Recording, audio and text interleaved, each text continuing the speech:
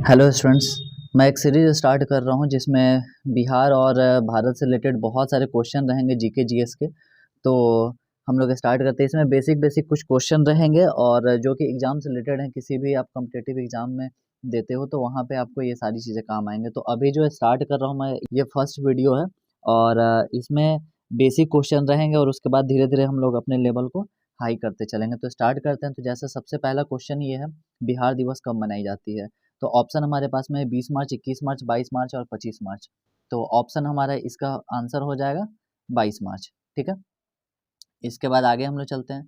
देखो, मैं ऐसे बताते जा रहा हूँ आप लोग को हर एक क्वेश्चन का आंसर, और आप भी अपने मन से जो भी आपको लगता है सही वो बोलते जाना, ठीक है? क्योंकि हम लोग लाइव क्लासेस तो नहीं कर रहे हैं, बट हाँ, आप बोलते जाओगे तो ऐसे आपको भी याद होता जाएगा। तो यहाँ पे देखते हैं बिहार की राजधानी कहाँ है? तो ये बहुत बेसिक क्वेश्चन है। बिहार की राजधानी कहाँ है? तो ये पटना है। मुझे नहीं लगता कि ये भी कोई भूलने वाली चीज़ है। बिहार का उच्च न्यायालय कहाँ है? तो देखो, न्यायालय हमेशा जो रहता है वो कैपिटल में ही रहता है, राजधानी में ही रहता है। तो वो ये हमारा उच्च न्यायालय जो है वो कहाँ पे है? पटना में ही है। इसके आगे हम लोग बढ़े तो बिहार का राजकीय भाषा। तो बिहार की राजकीय भाषा जल्दी से बता दो कि क्या है? तो बिहार की राजकीय भाषा ऑप्शन है हिंदी एवं उर्दू, संस्कृत एवं उर्दू, संस्कृत और हिंदी, और इनमें से कोई नहीं। तो इसका आंसर हो जाएगा हिंदी व उर्दू। ये बिहार की राजकीय भाषा है। इसके बाद हम लोग आगे चले नेक्स्ट क्वेश्चन की ओर। तो बिहार का राजकीय वृक्ष क्या है? देखो, बिहार का जब राजकीय वृक्ष की बात अगर आती है, यहाँ पे ऑप्शन में बहुत बार कंफ्यूज करने के लिए यहाँ पे बरगद और पीपल दे देता है। तो यहाँ पे कंफ्यूज नहीं होना है, यहाँ पे पीपल पे ही टिक लगाना है। ओके, नेक्स्ट क्वेश्चन की ओर हम लोग आगे बढ़े। तो बिहार का राजकीय पुष्प क्या है? तो बिहार का राजकीय पुष्प हमारे पास में ऑप्शन क्या क्या है? कमल है, गेंदा है, गुलाब है, या इनमें से कोई नहीं? तो जल्दी से बता दो आंसर क्या होगा। तो बिहार का जो राजकीय पुष्प है वो है गेंदा। नेक्स्ट क्वेश्चन की ओर हम लोग आगे बढ़े। तो बिहार का राजकीय पशु क्या है? तो बिहार का जो राजकीय पशु है, गाय, बैल, भैंस या घोड़ा? तो आंसर इसका हो जाएगा बैल। तो मैं जल्दी इसको को करा रहा हूँ ताकि वीडियो ज़्यादा लंबा ना हो, बट हाँ, इन चीज़ों को आप एक बार अच्छे से पढ़ते चलोगे सारी चीज़ों को। बिहार का राजकीय पक्षी क्या है? तो बिहार का राजकीय पक्षी ऑप्शन हमारे पास में है हंस, मुर्गी, कोयल, गौरैया। तो क्या हो जाएगा इसका? जल्दी से बता दो। तो बिहार की राजकीय पक्षी जो है वो गौरैया है, ये चिड़िया है गौरैया, ठीक है? और ये राजकीय पक्षी है। वैसे तो अब बहुत कम इसकी मात्रा देखी जा रही है, बट धीरे-धीरे कम होती जा रही है गौरैया पक्षी, बट ये हमारी राजकीय बिहार की राजकीय पक्षी है। उसके आगे हम लोग देखें तो बिहार के प्रमंडल, बिहार में कितने प्रमंडल हैं? तो टोटल 9 प्रमंडल है। ऑप्शन आपके पास 7, 8, 9, 11 है। तो आप क्या करोगे? यहाँ पे बिहार प्रमंडल में 9 टिक आउट करोगे। इसके आगे हम चलते हैं एक बहुत ही इजी क्वेश्चन कि बिहार का जिला है, बिहार में टोटल यानी कि कितने जिले हैं? यहाँ पे हो जाएगा बिहार में कुल कितने जिले हैं? तो इसका आंसर क्या होगा? आंसर हमारे पास में ऑप्शन है 32, 34, 36 और 38। तो हमारे पास में इसका आंसर, सही जो आंसर है वो डी हो जाएगा, 38, यानी कि बिहार में 38 जिले हैं।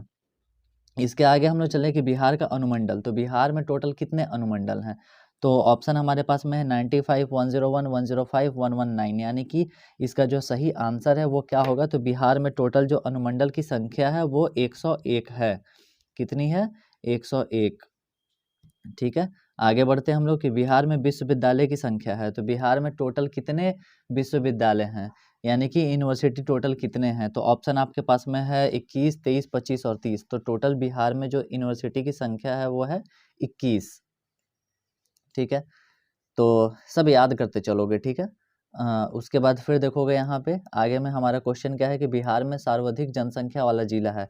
तो देखो, जब बात सर्वाधिक जनसंख्या वाली जिला की आती है तो वहाँ पे आपको सिंपल सी बातें हैं कि सबसे ज़्यादा लोग कहाँ पे रहते हैं? तो सबसे ज़्यादा लोग राजधानी में रहते हैं, ठीक है? तो ये हमारा ऑप्शन क्या हो जाएगा यहाँ पे? पटना। बेगूसराय, दरभंगा और मधुबनी यहाँ पे आंसर नहीं होगा। सर्वाधिक जनसंख्या वाला जिला कहा जा रहा है। बिहार में हम लोग नेक्स्ट क्वेश्चन की ओर आगे बढ़ें कि बिहार में सबसे कम जनसंख्या वाला जिला। तो देखो, जब सबसे कम जनसंख्या की बात करें यानी कि लोग कहाँ पे कम रह रहे हैं, किस जिले में? तो ऑप्शन हमारे पास में है मुंगेर, शेखपुरा, सीतामढ़ी और खगड़िया। तो आप यहाँ पे जो आंसर बनाओगे वो आपका हो जाएगा शेखपुरा, यानी कि बिहार में जो सबसे कम जनसंख्या वाला जिला है वो क्या है? शेखपुरा है। देखो नेक्स्ट क्वेश्चन के की ओर हम लोग आगे बढ़ें तो बिहार में सबसे कम लिंगानुपात वाला जिला कौन सा है? तो ऑप्शन आपके पास में है मुंगेर, सहरसा, औरंगाबाद और मधेपुरा। तो देखो लिंगानुपात का मतलब मैं आपको ये समझा दूँ कि कितने पुरुष पे कितनी स्त्रियां हैं, है ना? यानी कि कितने मेल हैं और कितने फीमेल हैं, हम लोग ये देखते हैं लिंगानुपात का मतलब। तो जैसे हमारे पास में यहाँ पे क्या हो जाता है कि आप अगर ये इसका आंसर जो होगा वो मुंगेर हो जाएगा, यानी कि 800, इसको नोट कर लोगे, ठीक है? 883 स्त्री है 1000 पुरुष पे, ये क्या हो गया हमारा मुंगेर का हो गया।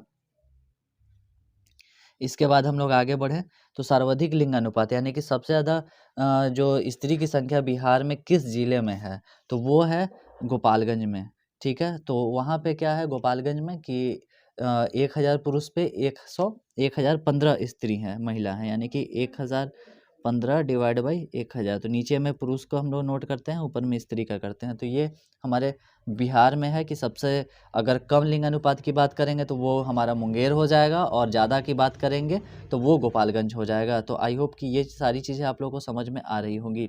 नेक्स्ट क्वेश्चन की ओर हम लोग आगे बढ़ते हैं कि नेक्स्ट क्वेश्चन है कि बिहार में सर्वाधिक साक्षरता वाला जिला कौन सा है? तो बिहार में सर्वाधिक साक्षरता वाला जिला आपके पास में ऑप्शन क्या-क्या है? रोहतास, नवादा, पटना और दरभंगा। तो सबसे ज़्यादा अगर आपके माइंड में क्या आ सकता है कि पटना हो सकता है, पटना कैपिटल है, सबसे ज़्यादा पढ़े-लिखे लोग वहाँ पे हैं, ज़्यादा पढ़ रहे हैं, लेकिन नहीं, यहाँ पे सर्वाधिक साक्षरता वाला जो जिला है वो है रोहतास है बिहार में। इसके बाद में हम लोग अभी देखो ये होता क्या है कि जनसंख्या के अकॉर्डिंग निकाला जाता है कि कितने जनसंख्या पे कितने लोग पढ़े लिखे हैं, एजुकेटेड हैं, तो वहाँ पे रोहतास हमारा 1 नंबर स्थान पे है अभी। नेक्स्ट क्वेश्चन की ओर आगे बढ़ें कि बिहार में सबसे कम साक्षरता वाला जिला, तो जल्दी से बता दो। तो बिहार में ऑप्शन हमारे पास में क्या-क्या है? गया, पूर्णिया, समस्तीपुर। तो जो लोग अपने डिस्ट्रिक्ट से देख रहे होंगे उनको पता होगा शायद, तो बिहार में सबसे कम साक्षरता वाला जिला जो है वो है पूर्णिया, ठीक है? यहाँ पे बहुत ही कम पढ़े-लिखे लोग पाए जाते हैं। और इसके आगे हम लोग नेक्स्ट क्वेश्चन की ओर आगे बढ़े हम लोग, तो बिहार में सर्वाधिक वर्षा वाला जिला कौन सा है? तो देखो वर्षा वाला जिला यानी कि सबसे ज़्यादा बारिश कहाँ पे होती है? तो बिहार में सबसे ज़्यादा जो बारिश होती है वो होती है किशनगंज के अंदर में। नेक्स्ट क्वेश्चन की ओर हम लोग आगे बढ़ें तो बिहार में सबसे कम वर्षा वाला जिला, तो सबसे कम वर्षा वाला जो जिला है वो हमारे पास में ऑप्शन है अररिया, औरंगाबाद, भोजपुर और बक्सर।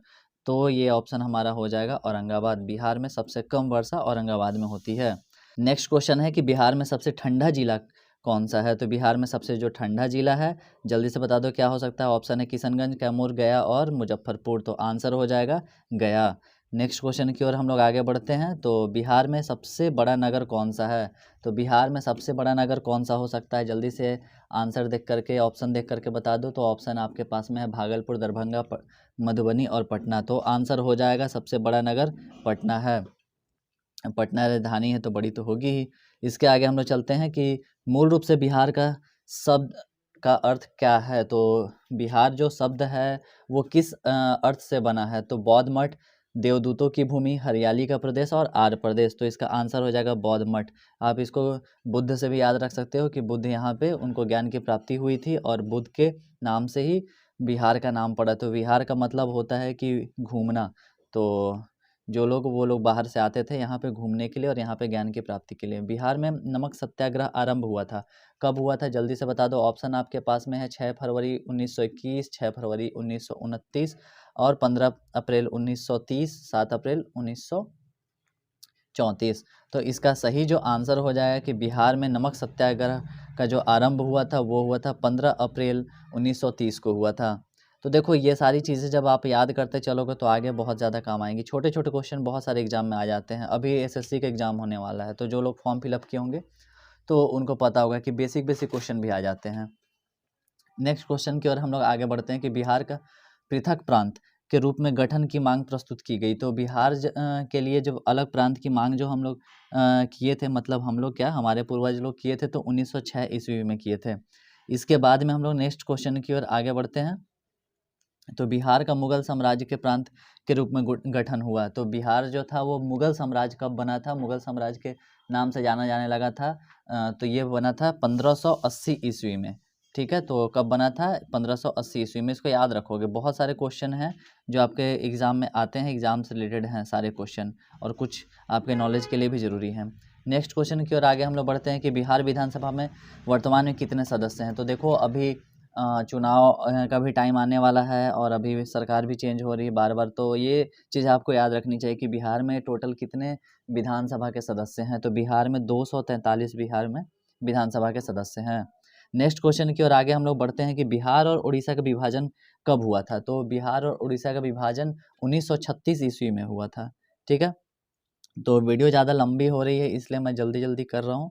वैसे हम लोग 30 क्वेश्चन ही करेंगे, तो 29 पे तो आ ही चुके हैं। बिहार में किसान सभा की स्थापना किनके द्वारा की गई थी। तो बिहार में किसान सभा की जो स्थापना हुई थी वो सहजानंद सरस्वती के द्वारा हुई थी। ठीक है, तो ये चीज़ें याद रखोगे। यहाँ पे आपको कंफ्यूज करने के लिए एक यहाँ पे दे देगा राजकुमार शुक्ल, तो कभी भी राजकुमार शुक्ल पे नहीं करना है, यहाँ पे सहजानंद सरस्वती पे ही आंसर टिक आउट आपको करना है।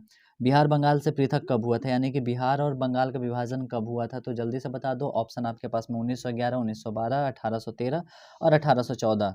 तो बिहार जो बंगाल से अलग हुआ था वो हुआ था 1912 में। तो आई होप कि अब हम लोग अभी तक 30 क्वेश्चन किए हैं और इन 30 क्वेश्चन का आपको आंसर याद हो गया होगा। तो एक बार रिवीजन करोगे तो ये बेसिक चीज़ें याद हो जाएगी। इसका मैं पीडीएफ भी प्रोवाइड करा दिया करूँगा आप लोग को धीरे धीरे करके मैं सारी चीज़ों का, तो आपको याद रखने में या प्रिंट आउट करने में, नोट करने में कोई भी दिक्कतें नहीं आएगी। तो चलो मिलते हैं हम लोग फिर अगली वीडियो में। इसको अच्छे से पढ़ो, फिर हम लोग अगली वीडियो में और भी बहुत सारी चीज़ें इन्फॉर्मेटिव वीडियो में लेकर के आऊँगा।